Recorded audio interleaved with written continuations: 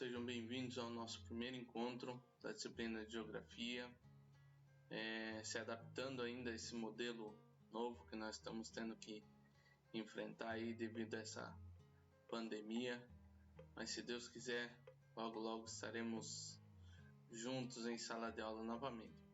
Enquanto isso não acontece, vamos à aula, vamos aprender um pouco. Nós vamos falar hoje da continuidade naquilo que a gente já vinha falando na sala de aula sobre o continente africano, certo? O continente africano, nós já vimos os aspectos naturais e agora nós estamos vendo os aspectos humanos, que vamos terminar nesse encontro, e no próximo encontro falaremos dos aspectos econômicos, ok? Vamos lá então. Hoje nós vamos falar especificamente sobre a diversidade étnica do continente africano. Quando a gente fala em África, toda vez que a palavra África vem na nossa mente, nós temos que associar com a palavra diversidade, certo? Por quê? Há um conceito muito mal elaborado, muito difundido também assim pelos leigos, e que a África é uma coisa só. São pessoas negras, pessoas aí que têm uma cultura praticamente igual, uma língua única, e não é assim, E nós devemos saber que o continente africano ele é um continente que possui a maior diversidade do planeta. Quando se fala em diversidade, não é só no quesito social, são etnias incontáveis aí que a gente vai ver mais para frente, são várias etnias, várias culturas diferentes, várias formas de se relacionar. Então, aqui nesse slide que vocês estão vendo aí, eu destaquei a maior diversidade de povos, E outra coisa de destaque já para início da nossa aula é vocês perceberem as grandes parcelas da população do continente africano vivem em organizações sociais tribais, ou seja, organizações sociais um pouco diferentes daquela que nós estamos acostumados aqui nas nossas cidades, ok?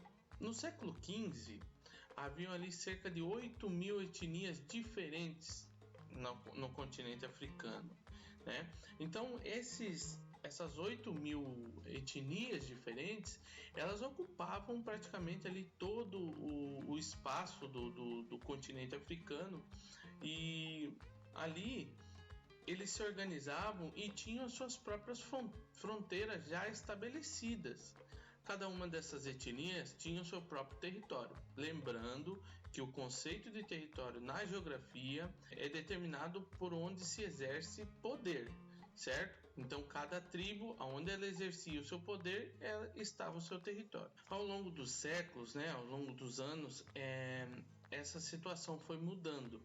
Então, nós conseguimos perceber que na atualidade são menos de 2.000 povos diferentes, menos de 2.000 etnias diferentes que habitam ali no continente africano. Tudo isso por quê?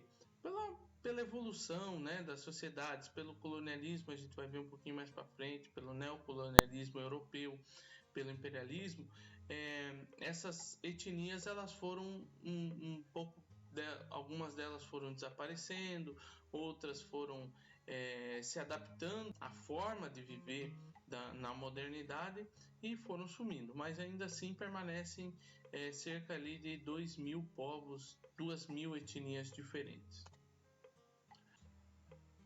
Bom, pessoal, continuando, vamos falar um pouquinho sobre o imperialismo, que mais tarde ficou conhecido como neocolonialismo.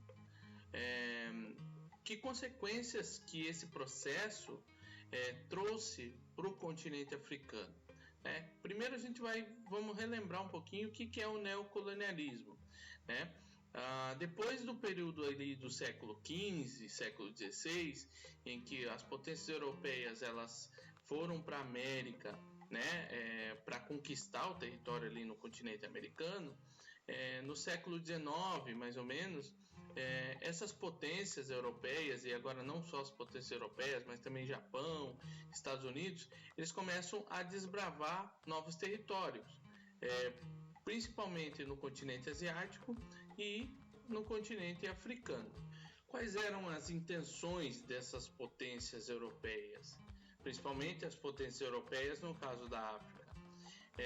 Elas tinham a intenção de, no continente africano, encontrar matéria-prima para os seus produtos, né? Aumentar suas fontes de matéria-prima e também aumentar o seu mercado consumidor dos seus produtos, daquilo que eles produziam.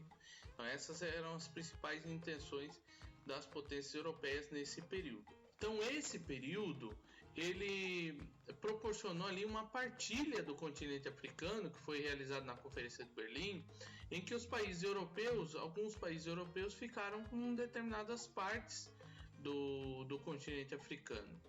Isso ocorreu e causou ali iniciou uma série de conflitos que a gente vai ver mais para frente um pouquinho. Mas nós podemos olhar no mapa aí que eu coloquei no slide, que, por exemplo, a França e a Inglaterra, né, mais conhecido também como a Grã-Bretanha, ficaram com grande parte do continente africano. Tanto que hoje você vê os idiomas oficiais de muitos países do continente africano são o inglês e o francês. Nós temos ali países também que ficaram sob o domínio de Portugal. Esses países são países de fala de língua portuguesa. Nós temos também ali alguns países que ficaram sob o domínio da Alemanha, também da Espanha, da Itália, né? E assim por diante. A segunda imagem, ela é uma imagem bem clássica, tem até na apostila de vocês, ela está até colorida na apostila, que ela mostra o que aconteceu com o continente africano, né? Tiraram ali as riquezas e essas riquezas foram tanto para a Europa quanto para a América, certo? Todo esse processo que desencadeou aí com o neocolonialismo, com o imperialismo, ele gerou uma série de problemas no continente africano, problemas sociais, muitos conflitos étnicos que já existiam desde sempre. É importante frisar para vocês compreenderem que esse grande número de etnias, eles não conviviam ali pacificamente. Eles tinham grandes problemas de assimilação da cultura um do outro, e não era incomum quando as tribos rivais se entravam ali em guerra, né, por causa de território, por causa de uma série de fatores.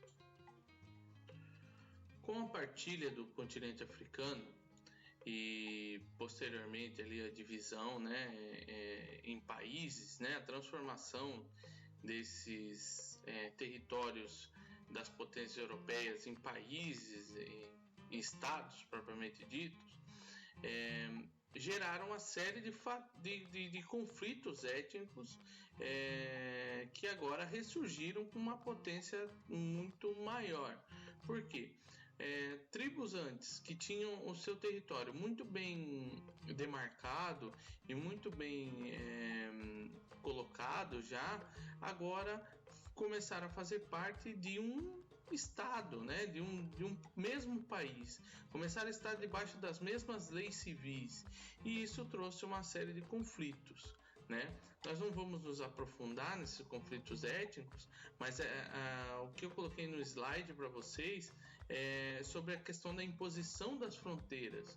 Quando se formaram ali os países, quando foi dividido ali pelo Tratado de Berlim, as fronteiras foram impostas, não perguntaram para as diferentes tribos aonde seriam as fronteiras, simplesmente foram colocadas ali e os povos de repente se viram pertencentes ao mesmo estado, por exemplo, como veio culminar no que aconteceu lá em Ruanda em 1994, quando os Tutsis e os Hutus tiveram ali um grande conflito, onde morreu mais de 80 mil pessoas. Para se aprofundar um pouco nesse tema, eu oriento que vocês assistam o filme Hotel Ruanda, muito bom e muito interessante para vocês compreenderem o contexto da época. Vamos lá. Organização social nos países, no território, né, no continente africano.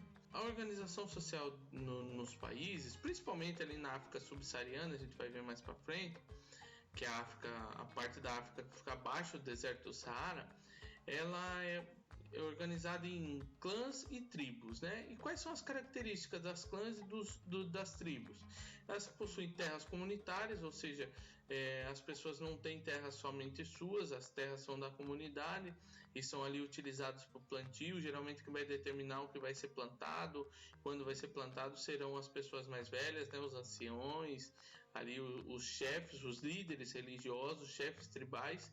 E elas possuem ali, esses clãs, essas tribos, eles possuem uma mesma língua, a mesma cultura, na grande maioria das vezes. Eu quero que vocês atentem, na apostila de vocês tem bem diferenciado os clãs e as tribos, quais são as diferenças, certo? Então deem uma olhada com bastante calma aí. Tem duas características aí religiosas do continente africano, que é o animismo e o fetichismo, né? São características das religiões de matrizes africanas. O animismo, como já está na própria imagem aí, na apostila de vocês também tem detalhado, que eram as pessoas que é uma vertente da teologia, né, da religião africana, que eles acreditam que tudo tem alma, as plantas, os animais e assim por diante. Então eles têm uma relação muito interessante com a natureza. E essa vertente do animismo, ela foi um grande impedimento para os interesses europeus no período imperialista.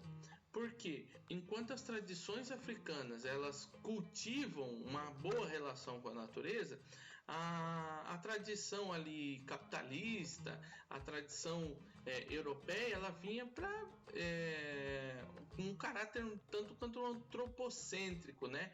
O que é o antropocentrismo relacionado à natureza? Eu vou utilizar os recursos naturais para satisfazer os desejos do homem, antropo, né? O homem no centro, e aí todas as coisas servindo o homem. E então essa característica do animismo, ela foi um ponto aí de divergência, um dos pontos de divergência entre os africanos e os europeus. E o fetichismo, né? Eu coloquei aí uma imagem que eles acreditavam que era possível desencadear ações a partir de objetos, né? Então, baseado na crença que ações físicas podem proporcionar o controle de pessoas ou de eventos. Então eles utilizavam ali imagens, né? Aquilo que a gente conhece, você já deve ter ouvido falar sobre o voodoo.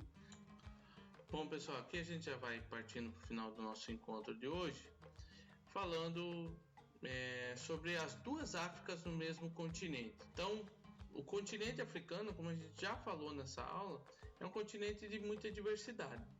E existem principalmente duas regiões que são bem diferentes entre si, que é a África do Norte, né? A África que está acima do deserto do Saara, na parte norte do continente, e ali é banhada pelo mar Mediterrâneo, entre também uma parte pelo Oceano Atlântico, né? Está próxima ali do continente europeu, próxima do Oriente Médio, ali do continente asiático. E nós temos a África subsaariana.